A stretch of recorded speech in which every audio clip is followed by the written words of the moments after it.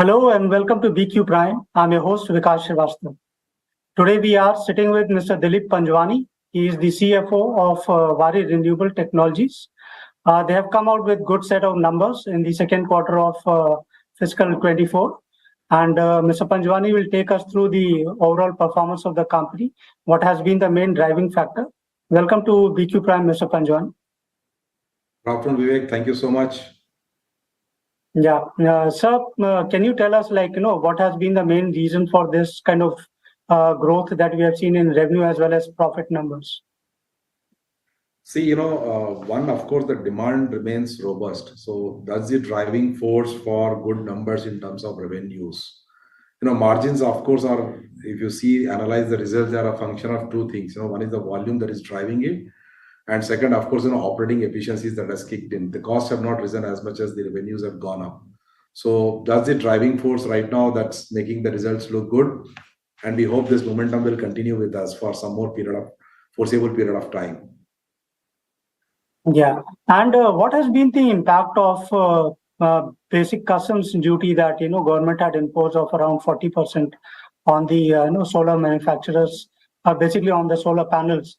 So do you think that has kind of helped companies like us, companies like Waaree Energies to cater to the domestic demand and also put a restriction on the dumping that was happening from China? See, that's more for manufacturing. For an EPC and IPP company like us, in IPP, of course, it helps us, procure from domestic itself, use our own modules in the IPP segment that we are. But that's a small segment. In EPC segment, it's a customer discretion. But it helps us, because we come with ecosystem. We in the ecosystem, we claim from module to installation, everything we provide. So it definitely helps, if there are import duties and ALLM, that government, if reintroduces ALLM, it is going to help us in a big way. Yeah, but as a group company, say Waaree Energies, they are solar manufacturers, as in panel manufacturers. But you as a EPC player, isn't there a bit of contradiction between the two companies within the sector of the same group? Then how do you manage to, or how do you kind of balance it in? It's a compliment to us, actually. That's how we claim to be an ecosystem player. Why we call ecosystem player is we have got the whole spectrum of solar energy from end to end. So it's not a contradiction as such. And of course, module is the only piece where the customer may have a choice. He may choose a domestic module or he may choose an imported module. So that's the only thing. And when the customer chooses an imported one, we go with the customer's choice. And we have seen a mix of both kinds of customers coming to us. Sometimes they come, with Waaree, and in fact, we complement Waaree also in sourcing that kind of products, from Waaree Energies, I mean. Okay. You said that cost has been a big factor in driving this growth. So, we compare it with 2 years back when, the COVID impacted us. Since then, it was taking time before, cost could stabilize. So can you talk a little bit on what the pricing is right now and how do you see it going forward? So, module manufacturing costs have fluctuated a lot, in the recent times. But that's most of our, EPCs are contracted at the previous prices, and we have booked those accordingly as well.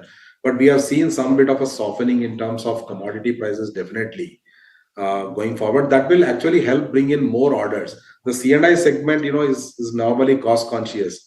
It helps them take decisions faster right now. Mm-hmm. Okay, but can you put a value to it, like what the price of a panel is right now? The one that we are getting from China as well as domestic. So, that will be difficult, depending upon what module you are buying, what kind of project you are doing.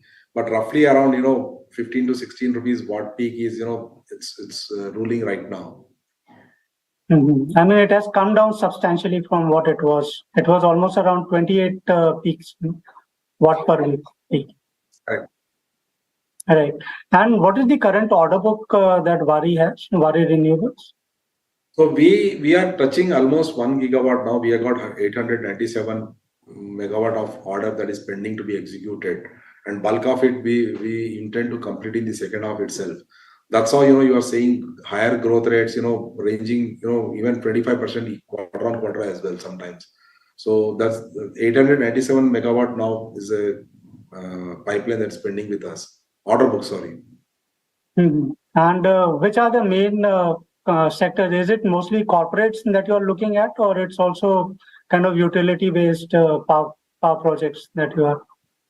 We are present in both government and private sector, but bulk of our segment is C&I segment right now in the order book. Mhm. And do you think that going ahead, mostly most of the companies will be shifting towards corporates, and because CNI is picking up more, Not less of necessary. residential? Has its own plans. Government has its own plans. Not necessary. It will remain mix of both. Okay.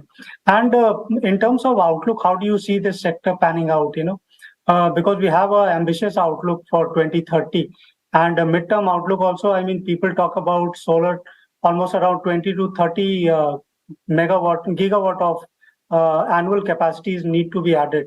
So do you think that is happening, or if there is any challenge, what could be those?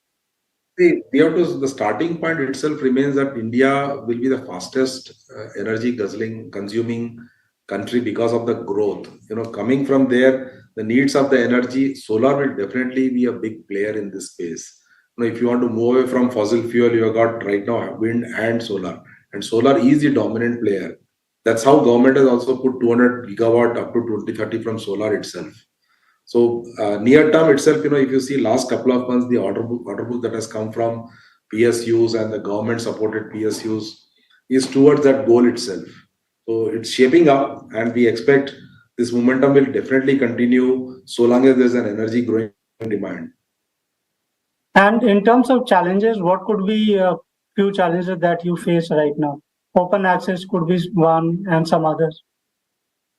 Apart from open access, grid stability, then land sometimes is an issue. Those are few issues in solar, and wind, that you come across. But government had been talking about kind of securing at least 80% of land for any project before they award these kind of projects to companies. So is that happening? That is happening in government projects. It is coming with land. But when we have bid in the past, it has come with land. So what government has said that they want to secure 80% of the land and then go for tendering, that's happening. Okay. Thank you very much for talking to BQ Prime, Mr. Panjwani. Wish you all the best.